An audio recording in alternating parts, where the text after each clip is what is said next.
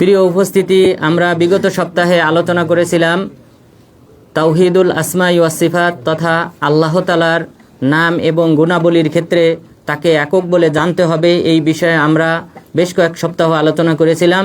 আল্লাহ তাআলার 109টি নাম নিয়ে আলোচনা করেছিলাম। এরপর আল্লাহ তাআলার যে সিফাত রয়েছে, সত্তাগত সিফাত রয়েছে, আল্লাহ তাআলার নাফস সত্তা রয়েছে, জাত রয়েছে, সূরা, আল্লাহ তাআলার আকৃতি রয়েছে, আল্লাহ তাআলা নিরাকার নন। এরপর আল্লাহ তাআলার ওয়াজ, আল্লাহ তাআলার কোমর রয়েছে, এগুলি নিয়ে আমরা আলোচনা করেছিলাম। এরপর মহান রব্বুল আলামিনের আরও যে সকল সিফাত রয়েছে, আল্লাহ তাআলা কথা বলেন, আল্লাহ তাআলার জীবন রয়েছে।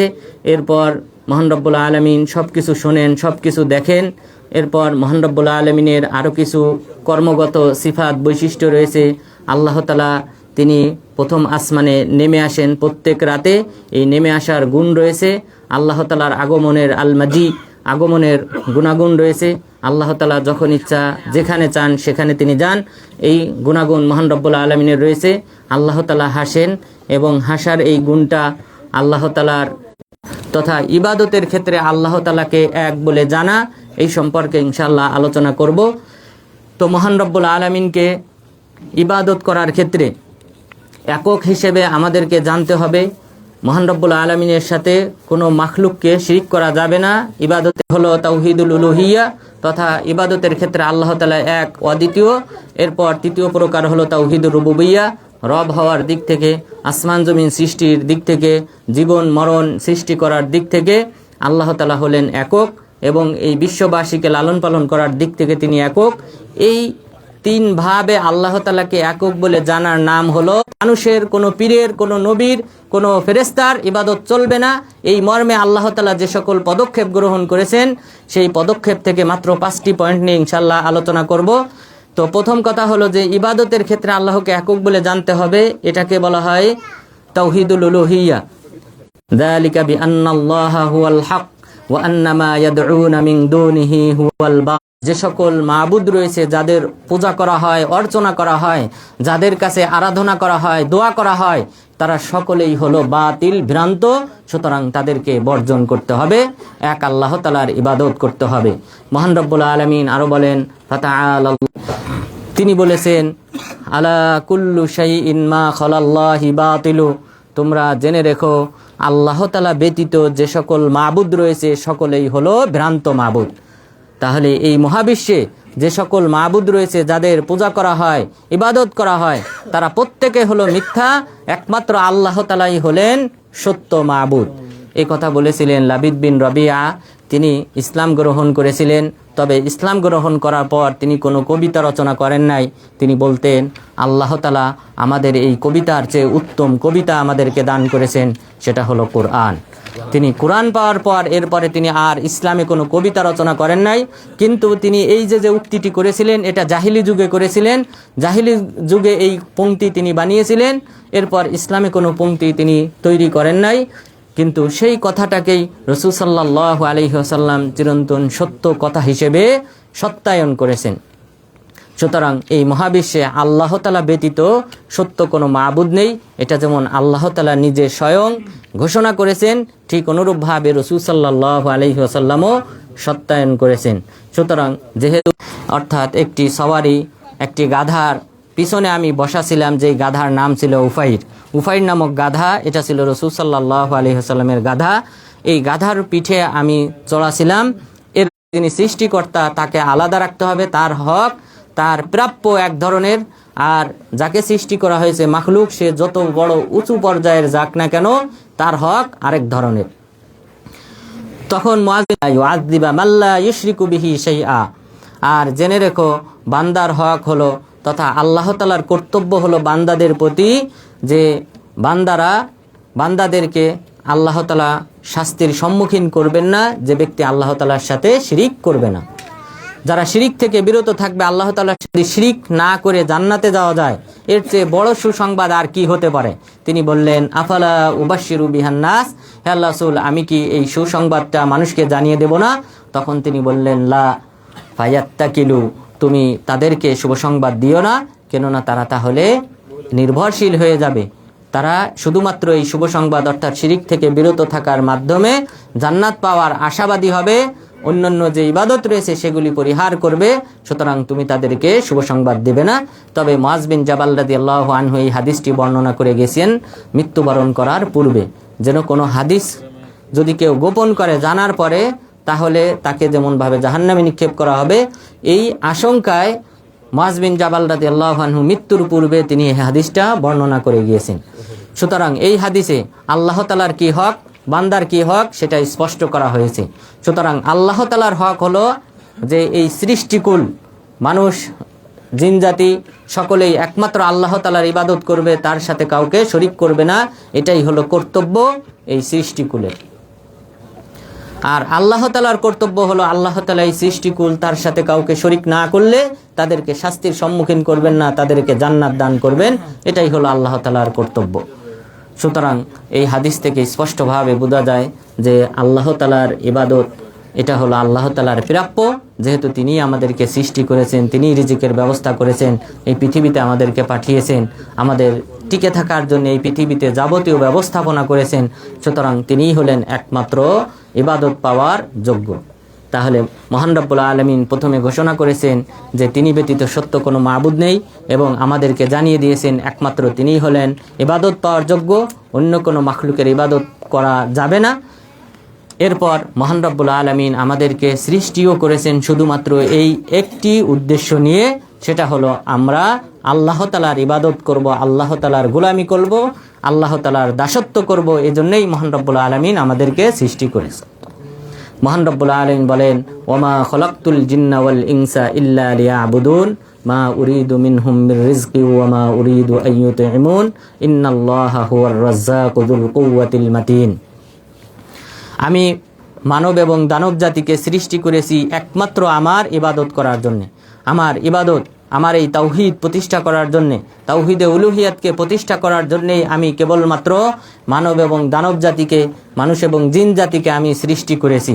মা উরিদু মিনহুম মির রিজকি ওয়া মা উরিদু আইয়ুতঈমুন, আমি এই সকল মানুষ এবং জিন জাতির কাছ থেকে আমি কামনা করি না যে তারা আমাকে রিজিক দান করবে।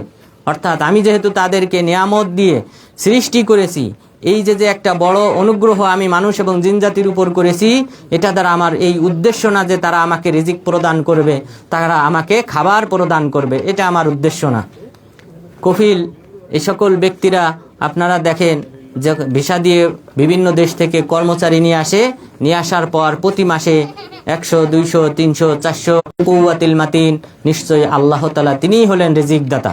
সুতরাং এই মানুষ এদেরকে যে আমি সৃষ্টি করেছি তাদের কাছ থেকে রিজিক আমি কামনা করি না, আমি শুধুমাত্র কামনা করি যে তারা একমাত্র আমার উপাসনা করবে। সুতরাং সৃষ্টির উদ্দেশ্য মহান রব্বুল আলামিন আমাদেরকে দ্ব্যর্থহীন ভাষায় জানিয়ে দিয়েছেন যে আমার সৃষ্টি করার উদ্দেশ্যই হলো একমাত্র আমার গোলামি করা, আমার দাসত্ব করা। মহান রব্বুল আলামিন আরো বলেছেন, আফা হাসিবতুম আন্নামা খলাকনাকুম আবাসা ওয়া আন্নাকুম ইলাইনা লা তুরজাউন, তোমরা কি ভেবে নিয়েছো যে আমি তোমাদেরকে এমনিতেই সৃষ্টি করেছি, তোমরা আমার কাছে প্রত্যাবর্তন করবে না? না, আমি এমনিতে সৃষ্টি করি নাই, বরং আমার উদ্দেশ্য রয়েছে সৃষ্টি করার পিছনে, আর তা হলো তোমরা একমাত্র আমারই ইবাদত করবে। আয়াহসাবুল ইনসানু আইয়ুতরাকা সুদা, মানুষ কি মনে করে যে তাকে এমনিতেই ছেড়ে দেওয়া হবে, হিসাবের সম্মুখীন করা হবে না? কে আমার ইবাদত করেছে, কে আমার গোলামি করেছে, আর কে আমার সাথে শিরিক স্থাপন করেছে, আমি কি সেটাকে যাচাই বাছাই করব না? এটা কি মানুষ মনে করে? কখনোই না। অবশ্যই আল্লাহ তাআলা আমাদেরকে হিসাবের সম্মুখীন করবেন। যারা আল্লাহকে বাদ দিয়ে যে সকল মাখলুকের পূজা করে, উপাসনা করে, তাদেরকে অবশ্যই জাহান্নামের সম্মুখীন করবেন। এরপর মহান রব্বুল আলামিন আরো বলেন, আল্লাযী খালাকাল মাউতা ওয়াল হায়াতা লিয়াবলুয়াকুম আইয়ুকুম আহসানু আমালা। আল্লাহর অথবা এর চেয়ে কম বেশি এই যে সময়টা আল্লাহ তাআলা সৃষ্টি করেছেন, আমাদেরকে দান করেছেন, এটা দ্বারা উদ্দেশ্য হলো যে এই পৃথিবী থেকে কোন বান্দা ভালো আমল করে আসে, শিরিক মুক্ত আমল করে আসে, বিদআত মুক্ত আমল করে আসে, সেটা দেখার জন্যই আল্লাহ তাআলা আমাদেরকে সৃষ্টি করেছেন। সুতরাং মহান রব্বুল আলামিন যেমনভাবে তিনি একমাত্র সত্য মাবুদ, সেটা যেমনভাবে দ্ব্যর্থহীন ভাষায় ঘোষণা করেছেন, তিনিই একমাত্র হকদার, সেটা যেমনভাবে বলেছেন, তেমনভাবে তিনি আমাদের কাছে জানিয়ে দিয়েছেন আমার সৃষ্টি করার একমাত্র উদ্দেশ্যই হলো আমার গোলামি করা, আমার ইবাদত করা। এরপর মহান রব্বুল আলামিন তিনি যে শুধুমাত্র আমাদেরকে একমাত্র তার ইবাদত করার জন্যে সৃষ্টি করেছেন, একমাত্র তারই গোলামি করতে হবে, এ সম্পর্কে মহান রব্বুল আলামিন আরও অনেকগুলি আয়াত অবতীর্ণ করেছেন। অনেক হাদিসেও অনেকভাবে এই বিষয়টা উল্লেখ করা হয়েছে। তো সুতরাং আমাদেরকে একমাত্র আল্লাহ তাআলার ইবাদত করতে হবে, কোনো মাখলুকের ইবাদত করা যাবে না। এরপর মহান রব্বুল আলামিন আমাদেরকে এই সৃষ্টি করার পিছনে যে কারণ রয়েছে, সেই কারণের মধ্যে অন্যতম হলো যে এই মানুষগুলি একমাত্র আল্লাহর ইবাদত করবে। কিন্তু কেন আল্লাহ তাআলা এটা চান যে মানুষ তার গোলামি করবে? আল্লাহ তাআলা ভালোবাসেন, বান্দা তার ইবাদত করবে, তিনি এটা ভালোবাসেন। এই ভালোবাসার ইচ্ছা থেকেই কেবলমাত্র মানুষ এবং জিন জাতি সহ আসমান জমিন সব কিছু মহান রব্বুল আলামিন সৃষ্টি করেছেন। অর্থাৎ দুটি বিষয় আমরা জানলাম। একটি বিষয় কেন আল্লাহ তাআলা মানুষ জিন জাতিকে সৃষ্টি করেছেন, সেটার উত্তর হলো যে একমাত্র তার ইবাদত করার জন্যে। আর কেন তিনি চান যে ইবাদতটা বান্দারা করুক, সেটা হলো আল্লাহ তাআলা ভালোবাসেন যে মানুষ জিন জাতি ফেরেশতা এই আকাশ বাতাস পাহাড় পর্বত সকলেই আল্লাহ তাআলার গুণকীর্তন করুক, এটা আল্লাহ তাআলা ভালোবাসেন। এই ভালোবাসার ইচ্ছা থেকেই কিন্তু সৃষ্টি হয়েছে। সুতরাং আমাদের মাঝে প্রচলিত যে কথা রয়েছে, লাউলাক লামা খলাকাল আফলাক, আল্লাহ রসুল সাল্লাল্লাহু আলাইহি ওয়াসাল্লাম যদি না থাকতেন তাহলে এই আসমান জমিন সৃষ্টি করা হতো না। এটা কোরআন হাদিস বিরোধী কথা, এটা সম্পূর্ণ কোরআন হাদিস বিরোধী কথা। বরং আল্লাহ তাআলা আমাদেরকে সৃষ্টি করেছেন একমাত্র তার ইবাদতের জন্যে। আর ইবাদতটা মানুষ করুক, এটা আল্লাহ তাআলা কেন চান? আল্লাহ তাআলা ভালোবাসেন। তার এই ভালোবাসার ইচ্ছা থেকেই তিনি আমাদেরকে একমাত্র তার ইবাদত করার নির্দেশ দিয়েছেন। এরপর মহান রব্বুল আলামিন এই যে সৃষ্টির উদ্দেশ্য যে উল্লেখ করেছেন, এরপর মহান রব্বুল আলামিন আমাদেরকে একমাত্র তার ইবাদত করার নির্দেশ দিয়েছেন।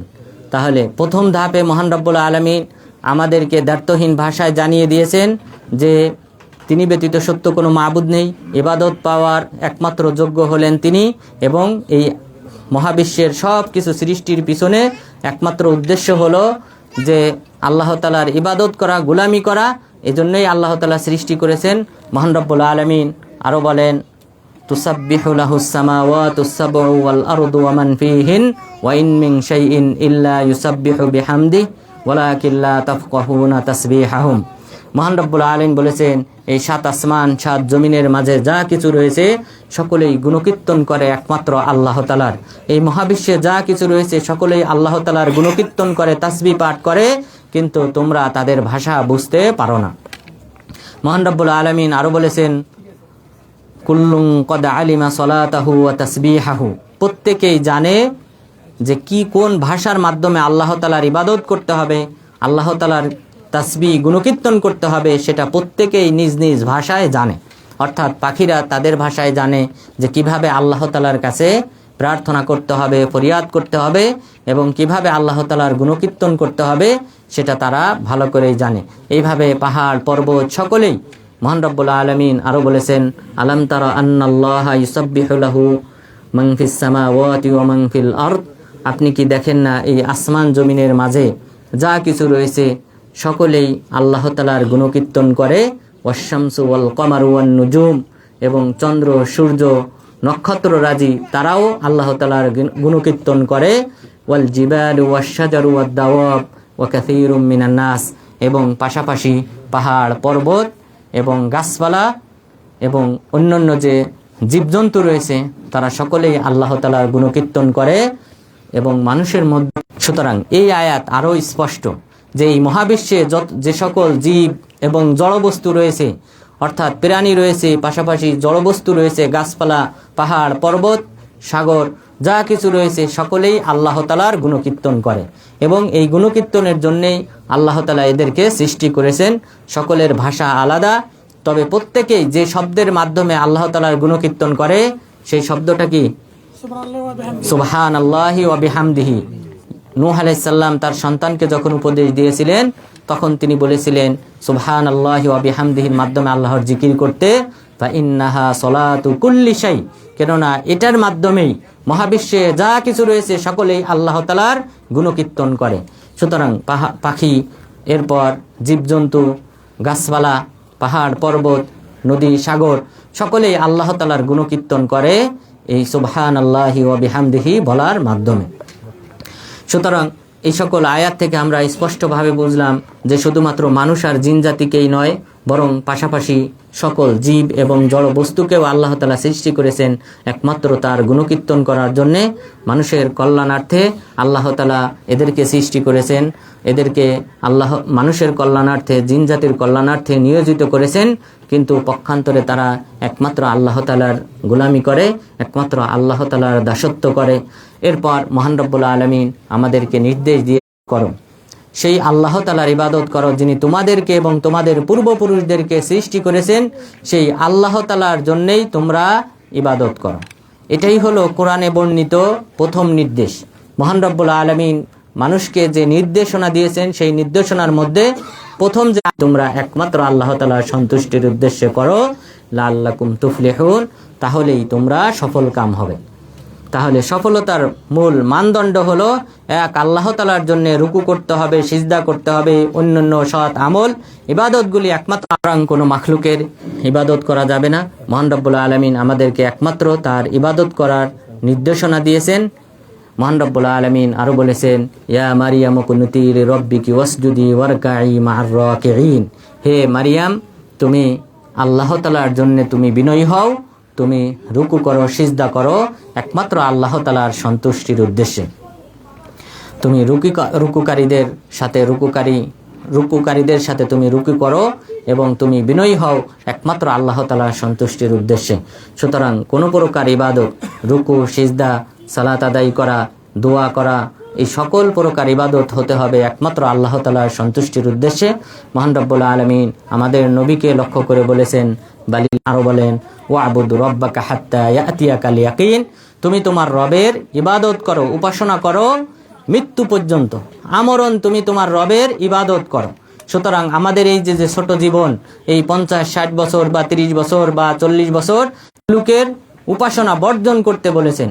মহান রব্বুল আলামিন বলেন, কুল ইয়া আহলাল কিতাব তাআলাউ ইলা কালিমাতিন সাওয়াইন বাইনানা ওয়া বাইনাকুম আল্লা না'বুদা ইল্লাল্লাহ ওয়া লা নুশরিকা বিহি শাইআ। সাল্লাল্লাহু আলাইহি ওয়াসাল্লামের দরবারে এসে বলল যে আমরা তো তাদেরকে, অর্থাৎ আমাদের যে ধর্মীয় পুরুষরা রয়েছে, ধর্মীয় যাজক রয়েছে, তাদেরকে তো আমরা রব হিসেবে গ্রহণ করি নাই। রাসূল সাল্লাল্লাহু আলাইহি ওয়াসাল্লাম বললেন, তারা যদি তোমাদের কোনো নির্দেশ দেয়, কোনো একটা ফরমান জারি করে, তোমরা কি সেটা পালন করো না? তখন তারা বলল, হ্যাঁ করি। তখন বললেন, এটাই হলো তাকে রব হিসেবে গ্রহণ করে নেওয়া। সুতরাং কোনো মাখলুকের পূজা করা যাবে না, কোনো মাখলুককে রব হিসেবে গ্রহণ করা যাবে না। কোরআন হাদিসের বিরোধী কোনো যদি আইন কোনো ব্যক্তি বাস্তবায়ন করে, তাহলে সেটার কাছে মাথা নত করা যাবে না। যদি কেউ সেটাকে মেনে নেয়, তাহলে বুঝতে হবে সে ওই ব্যক্তিকে রব হিসেবে গ্রহণ করলো। সুতরাং একমাত্র আল্লাহ তাআলার ইবাদত করতে হবে, তার সাথে কাউকে শরীক করা যাবে না। মহান রব্বুল আলামিন আরো বলেছেন, ওয়াত্তাখাযু আহবারহুম ওয়া রুহবানাহুম আরবাবাম মিন দুনিল্লাহ ওয়াল মাসিহ ইবনে মারইয়াম, তারা আল্লাহ তাআলা লিয়াবুদু ইলাহু ওয়াহিদা, অথচ তাদেরকে নির্দেশ দেওয়া হয়েছে তারা যেন এক আল্লাহ তাআলার ইবাদত করে। এক আল্লাহ তাআলার ইবাদত করার নির্দেশনা তাদেরকে দেওয়া হয়েছে, কিন্তু তারা এই সকল ব্যক্তিদেরকে, পাদ্রীদেরকে রব হিসেবে গ্রহণ করেছেন। এই পয়েন্ট বোঝার জন্য সর্বোত্তম একটি হাদিস হলো, রাসূল সাল্লাল্লাহু আলাইহি ওয়াসাল্লাম বলেছেন, লাউ কুনতু আমিরান আহাদান আইয়াসজুদা লি আহাদ লা আমারতুল মারআতা আন তাসজুদা লি যাওজিহা, যে আমি যদি কোনো মাখলুককে, কোনো ব্যক্তির জন্য সিজদা করার নির্দেশনা দিতাম, তাহলে আমি সেই নির্দেশনাটা প্রদান করতাম স্ত্রীকে, সেজন্য তার স্বামীকে সিজদা করে। এই হাদিসটা আমাদের বোঝার বিষয়। রাসূল সাল্লাল্লাহু আলাইহি ওয়াসাল্লাম বলেছেন যে যদি কোনো মাখলুক সিজদা পাওয়ার যোগ্য হতো, যদি কোনো মাখলুক ইবাদত পাওয়ার যোগ্য হতো, তাহলে সেই ব্যক্তিটা হলো স্বামী, আর এই স্বামীর ইবাদত করত তার স্ত্রী। তো যেহেতু এই নির্দেশনা দেওয়া হয় নাই, যে স্ত্রীকে বলা হয় নাই যে তুমি তোমার স্বামীর পায়ে সিজদা করবে, তার ইবাদত করবে, সুতরাং এই পৃথিবীতে অন্য কোনো মাখলুক, অন্য কোনো পীর, অন্য কোনো ওলি, অন্য কোনো নবী ইবাদত পাওয়ার যোগ্য না। এই হাদিসে হাসর বলা হয়, এটাকে সীমাবদ্ধ, যে আমি যদি কোনো ব্যক্তিকে নির্দেশ দিতাম ইবাদত করার, সিজদা করার, সেটা দিতাম স্ত্রীকে। যেহেতু আমি সেই নির্দেশনা দেই না কোনো স্ত্রী তার স্বামীকে সিজদা করুক, সুতরাং এই মহাবিশ্বের অন্য কোনো ওলি, গাউস কুতুব কোনো ব্যক্তি ইবাদত পাওয়ার যোগ্য না। এই কথাটি রাসূল সাল্লাল্লাহু আলাইহি ওয়াসাল্লাম কয়েকটি প্রেক্ষাপটে বলেছিলেন। তার মধ্যে প্রথম প্রেক্ষাপট, আবু হুরায়রা রাদিয়াল্লাহু আনহু তিনি বলেন, দাখালান নাবিয়্যু সাল্লাল্লাহু আলাইহি ওয়াসাল্লাম হায়াতাম মিন হাওয়াইতিল আনসার। রাসূল সাল্লাল্লাহু আলাইহি ওয়াসাল্লাম আনসার সাহাবীদের কোনো একজনের বাগানে তিনি প্রবেশ করলেন। বাগানে প্রবেশ করার পর তখন তিনি দেখতে পেলেন দুটি উট, তারা ইয়াজরিবান ওয়ায়ার আদান, তারা পরস্পরের সাথে দ্বন্দ্ব করতেছে এবং তারা উচ্চস্বরে চিৎকার করতেছে, মারামারি করতেছে, চিৎকার করতেছে, হাঁকডাক করতেছে। রাসূল সাল্লাল্লাহু আলাইহি ওয়াসাল্লাম এগিয়ে গেলেন। তিনি যখন এগিয়ে গেলেন তখন তারা ফাওয়াযা জিরানাহুমা বিল আরদ, তারা দুইজন তাদের মাথার যে গলা রয়েছে তাদের গলাটা মাটির সাথে মিশিয়ে দিল। তখন রাসূল সাল্লাল্লাহু আলাইহি ওয়াসাল্লামের সাথে যে সকল সাহাবাগণ ছিলেন তারা বললেন, হে আল্লাহর রাসূল, এরা তো আপনাকে সিজদা করতেছে, অর্থাৎ তাদের গর্দান তারা মাটির সামনে মিশিয়ে দিল, রাসূল সাল্লাল্লাহু আলাইহি ওয়াসাল্লামের সামনে মিশিয়ে দিল, সিজদা করলো। রাসূল সাল্লাল্লাহু আলাইহি ওয়াসাল্লাম তখন বলেছিলেন এই কথা, আমি যদি কোনো ব্যক্তিকে সিজদা করার নির্দেশ দিতাম, সেটা আমি না, যে মানুষ আমার সিজদা করুক, এটা আমি নির্দেশ দিতাম না, বরং আমি নির্দেশ দিতাম যেন স্ত্রী তার স্বামীকে সিজদা করে। তাহলে স্বামীর হক অনেক, সুতরাং এই স্বামীর হক আদায় করার জন্য স্ত্রীকে সিজদা করার নির্দেশ দিতেন। রাসূল সাল্লাল্লাহু আলাইহি ওয়াসাল্লাম তিনি বলেন নাই যে আমি সিজদা পাওয়ার যোগ্য। তিনি যদি সিজদা পাওয়ার যোগ্য না হন, তাহলে এই মহাবিশ্বের কোনো মাখলুক সিজদা পাওয়ার যোগ্য না। আজকে কোরআন তেলাওয়াত আপনারা শুনেছেন, ইশার সালাতে যে কোরআন তেলাওয়াত করা হয়েছে, মাগরিবের সালাতে যে কোরআন তেলাওয়াত করা হয়েছে, তো সেখানে বলা হয়েছে উলাইকা হুম খায়রুল বারিয়া, এই সকল ব্যক্তিরা যারা আল্লাহর প্রতি ঈমান আনয়নকারী, যারা আল্লাহ তাআলার প্রতি ঈমান আনয়নকারী, যারা আল্লাহ তাআলাকে একনিষ্ঠতার সাথে ইবাদত করে, সেই সকল ব্যক্তিরা হলো এই মহাবিশ্বের সকল সৃষ্টিকুলের শ্রেষ্ঠ। তো আর এই সৃষ্টিকুলের মধ্যে শ্রেষ্ঠ হলেন আমাদের নবী। সুতরাং রাসূল সাল্লাল্লাহু আলাইহি ওয়াসাল্লামের চেয়ে শ্রেষ্ঠ কোনো মাখলুক নেই এবং কোনোদিন তৈরি হবে না। সুতরাং এই পীর, ওলি, আউলিয়া যাদের উপাসনা করা হয়, এটা সম্পূর্ণ ধরনের আল্লাহ তাআলার সাথে দৃষ্টতা। সুতরাং অবশ্যই পীরের পূজা অর্চনা বর্জন করতে হবে, ওলির নামে মাজারে গিয়ে সিজদা করা বর্জন করতে হবে, কেননা একমাত্র আল্লাহ তাআলাই হলেন ইবাদত পাওয়ার যোগ্য, সিজদা পাওয়ার যোগ্য। এটা হলো প্রথম প্রেক্ষাপট। দ্বিতীয় প্রেক্ষাপট যেখানে রাসূল সাল্লাল্লাহু আলাইহি ওয়াসাল্লাম এই কথা বলেছিলেন, সেটা হলো কয়েস বিন সাদ রাদিয়াল্লাহু আনহু তিনি বলেন, আতাইতুল হিরা ফারাআইতুহুম ইয়াসজুদুনা লি মারজুবান, যে আমি হিরা নামক শহরে আসলাম, এটা ইরাকের কুফা নগরীর পাশের শহর। এখানে আমি আসলাম, আসার পর দেখলাম তারা তাদের যে বীর পালোয়ান ঘোড়সওয়ার রয়েছে সেই ব্যক্তিকে সিজদা করতেছে, অর্থাৎ বাদশার পরের পদে যিনি ছিলেন সেই ব্যক্তিকে আমি দেখলাম তারা সিজদা করতেছে। আমি মদিনায় আসলাম, আসার পর রাসূল সাল্লাল্লাহু আলাইহি ওয়াসাল্লামকে বললাম, আনতা আহাক্কু আন নাসজুদা লাক, যে আপনি তো বেশি হকদার, তারা যদি সাধারণ ব্যক্তি হয়ে এদেরকে সিজদা করতে পারে, তাহলে আপনি তো আমাদের কাছ থেকে সিজদা পাওয়ার বেশি হকদার। তখন রাসূল সাল্লাল্লাহু আলাইহি ওয়াসাল্লাম তাকে পাল্টা প্রশ্ন করেছিলেন, লাউ কুনতা মারারতা বিকবরি আকুনতা তাসজুদু লাহু, তুমি যদি আমার কবরের পাশ দিয়ে অতিক্রম করতে, তাহলে কি তুমি ওই কবরকে সিজদা করতে? তখন কয়েস বিন সাদ রাদিয়াল্লাহু আনহু বললেন যে না, কবরকে আমি কেন সিজদা করব? তখন রাসূল সাল্লাল্লাহু আলাইহি ওয়াসাল্লাম বললেন, ফালা তাফআলু, সুতরাং তোমরা আমাকে সিজদা করো না। আর আমি যদি কোনো ব্যক্তিকে সিজদা করার নির্দেশ দিতাম, তাহলে স্ত্রীকে তার স্বামীকে সিজদা করার নির্দেশ দিতাম। এটা হলো দ্বিতীয় প্রেক্ষাপট। তৃতীয় প্রেক্ষাপট, আনাস বিন মালিক রাদিয়াল্লাহু আনহু তিনি বলেন যে কোনো এক আনসার সাহাবী, তার উট ছিল, এই উটের মাধ্যমে তারা তাদের ক্ষেত খামারে খেজুর বাগানে তারা পানির সেচ দিত, কিন্তু কিছুদিন পর এই উটটি উদ্যত আচরণ শুরু করে। ওয়াকাদ সারা মিসলাল কালবিল কালিব, এমনকি এই উটটি পাগলা কুকুরের মতো আচরণ করা শুরু করেছে। তার আশেপাশে কেউ গেলেই তার উপর ঝাঁপিয়ে পড়ে। সুতরাং তার উপরে পানি বহন করে সেচ দেওয়ার মতো আর কোনো পরিবেশ নাই। তারা এসে রসুল সাল্লাল্লাহু আলাইহি ওয়াসাল্লামের কাছে অভিযোগ করলেন।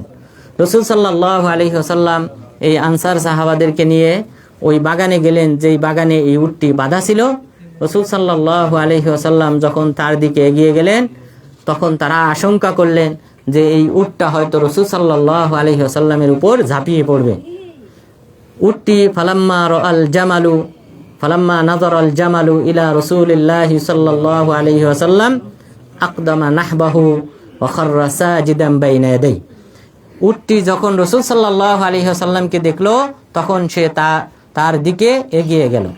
এগিয়ে যাওয়ার পর রাসূল সাল্লাল্লাহু আলাইহি ওয়াসাল্লামের সামনে সিজদায় লুটে পড়ল, অর্থাৎ সে তার গর্দানকে মাটির সাথে মিশিয়ে দিয়ে দাঁড়িয়ে থাকলো। তখন এই সাহাবাগণ তারা বললেন, হে আল্লাহর রাসূল, এই অবুঝ প্রাণী সে যদি আপনাকে সিজদা করে, আমরা বুঝবান আকলবান, আমরা বেশি হকদার যে আপনাকে সিজদা করব। তখন রাসূল সাল্লাল্লাহু আলাইহি স্বামীকে সিজদা করে, কেননা স্ত্রীর এতটাই করণীয় রয়েছে স্বামীর প্রতি যে স্বামীর পুরা শরীর যদি ঘা দ্বারা গোটা দ্বারা যদি পরিপূর্ণ হয়ে যায় এবং সেই রক্ত পুজ সে যদি তার জিহ্বা দ্বারা চেটে পরিষ্কার করে দেয়, তবুও সে স্ত্রীর হক আদায় করতে পারবে না, স্বামীর হক আদায় করতে পারবে না। তাহলে এটা একটা মহান হাদিস। আমাদের এখানেও অনেক মা বোনরা উপস্থিত হয়েছেন। আপনাদের কাছে অনুরোধ থাকবে, আজকের এই হাদিস জানার পর রাসূল সাল্লাল্লাহু আলাইহি ওয়াসাল্লাম যে বললেন যে স্বামীর পুরা শরীরে যদি ঘা হয়, গোটা হয় এবং সেগুলি যদি পচে যায়, রক্ত পুজ যদি বের হয়, সেগুলি যদি জিহ্বা দ্বারা চেটে যদি পরিষ্কার করে দেয়, তবুও স্বামীর হক আদায় হবে না। সুতরাং আপনাদের কাছে অনুরোধ থাকবে, স্বামীদের অবাধ্য হবেন না, স্বামীদের আনুগত্য করবেন। ইনশাআল্লাহ আপনাদের যে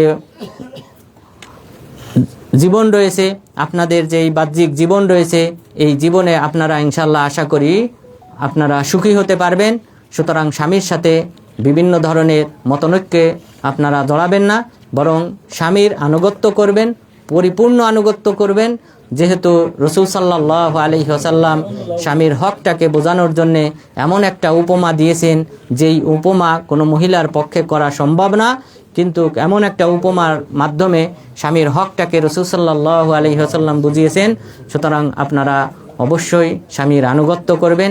স্বামী যতক্ষণ পর্যন্ত কোরআন হাদিসের আনুগত্য মেনে নেওয়ার তথা যে সকল বৈধ কাজ রয়েছে, সেই কাজের যতক্ষণ পর্যন্ত না দিক নির্দেশনা প্রদান করবে, ততক্ষণ পর্যন্ত অবশ্যই তাদের আনুগত্য করবেন। আল্লাহ এবং আল্লাহ রসুলের অবাধ্য হওয়ার কোনো নির্দেশনা দিলে সেই ক্ষেত্রে কোনো আনুগত্য নেই, কোনো মাখলুকের আনুগত্য করা যাবে না।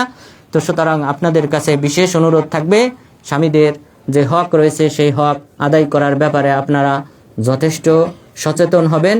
আল্লাহ তাআলা যেন আপনাদেরকে সেই তৌফিক দান করেন, আমিন। তাহলে আমরা কয়েকটি প্রেক্ষাপট জানলাম, যেই প্রেক্ষাপটে রাসূল সাল্লাল্লাহু আলাইহি ওয়াসাল্লাম এই কথাগুলি বলেছিলেন। আরেকটি প্রেক্ষাপট রয়ে গেছে, সেটা হলো আব্দুল্লাহ ইবনে আবি আওফা রাদিয়াল্লাহু আনহু, তিনি বলেন রাসূল সাল্লাল্লাহু আলাইহি ওয়াসাল্লাম মুআজ বিন জাবাল রাদিয়াল্লাহু আনহু যখন তিনি শাম দেশ থেকে মদিনায় ফিরে আসলেন, তখন সাল্লাল্লাহু আলাইহি ওয়াসাল্লামকে সিজদা করলেন। রাসূল সাল্লাল্লাহু আলাইহি ওয়াসাল্লাম বললেন, মা হাদা ইয়া মুআজ, এটা তুমি কেন করেছো হে মুআজ, তুমি আমাকে সিজদা করেছো? তখন তিনি বললেন, হে আল্লাহ রাসূল, আমি শাম দেশে দেখেছি তাদের যে আসাকিফা রয়েছে এবং বাতারেকা রয়েছে, অর্থাৎ তাদের মধ্যে যে সকল ধর্মীয় যাজক রয়েছে, এটা হলো ধর্মীয় যাজকদের পদ। এই পদবীধারী ধর্মীয় যাজকদেরকে তারা সিজদা করে, তো আমি মনে করলাম এটা আমার সিজদা করেছি। রাসূল সাল্লাল্লাহু আলাইহি ওয়াসাল্লাম তখনও এই কথাই বলেছিলেন, আমি যদি কোনো ব্যক্তিকে সিজদা করার নির্দেশ দিতাম, তাহলে স্ত্রীকে তার স্বামীর পায়ে সিজদা করার নির্দেশ দিতাম। সুতরাং ইবাদত পাওয়ার একমাত্র যোগ্য হলেন আল্লাহ তাআলা। যদি তারা কিন্তু মাথা নত করে বুকে হাত দিয়ে মানুষকে সম্মান জানায়, এটা সম্পূর্ণ নিষিদ্ধ। আনাস বিন মালিক রাদিয়াল্লাহু আনহু তিনি বললেন, আমি জিজ্ঞাসা করলাম, আয়ানহানি বা'দুনা লিবা'দ, আমাদের একজনকে আরেকজনের সামনে মাথা ঝুঁকিয়ে সম্মান প্রদর্শন করবে, মাথা নিচু করবে? রাসূল সাল্লাল্লাহু আলাইহি সাল্লাম বললেন যে না, মাথা নিচু করবে না। তখন আমি প্রশ্ন করলাম, আইওয়ান, কোনের সাথে কোলাকুলি করতাম। তাহলে এই হাদিসে বা আগের হাদিস থেকে আমরা জানলাম যে মাথাও নত করা যাবে না, বরং এই মাথা নত করা তথা রুকু করা, সিজদা করা, এটা হলো আল্লাহ তাআলার প্রাপ্য, আল্লাহ তাআলার হক। সুতরাং কোনো মাখলুকের কাছে মাথাও নত করা যাবে না। সুতরাং সকল প্রকার ইবাদত, দোয়া করা, এটা হতে হবে একমাত্র আল্লাহ তাআলার জন্যে। এরপর পশু কুরবানি করা, এটাও হতে হবে একমাত্র আল্লাহ তাআলার জন্যে। সিজদা করা, এটা ইবাদত একমাত্র আল্লাহ তাআলার জন্য হতে হবে। এইভাবে সকল প্রকার ইবাদত একমাত্র আল্লাহ তাআলার জন্য হতে হবে। এটাকেই বলা হয় তাওহীদে উলুহিয়া। সুতরাং আল্লাহ তাআলা যেন আমাদের সবাইকে তাওহীদুল উলুহিয়াকে বাস্তবায়ন করার তৌফিক দান করেন, একমাত্র আল্লাহ তাআলার গোলামি করার তৌফিক দান করেন, একমাত্র মহান রব্বুল আলামিনের দাসত্ব করার তৌফিক দান করেন, এবং রাসূল সাল্লাল্লাহু আলাইহি ওয়াসাল্লামের দেখানো পথ অনুযায়ী যেন আমরা এই দাসত্ব, গোলামি, ইবাদত যেন করতে পারি, আল্লাহ তাআলা যেন সেই তৌফিক দান করেন, এবং মহান রব্বুল আলামিন এই তার একচ্ছত্র ইবাদতের মাধ্যমে আল্লাহ তাআলার নৈকট্য অর্জন করার তৌফিক দান করেন এবং জান্নাতুল ফিরদাউসে যাওয়ার তৌফিক দান করেন। আমিন। ওয়া সাল্লাল্লাহু আলা নবিয়িনা মুহাম্মদ ওয়া আলা আলিহি ওয়া সাহবিহি আজমাইন।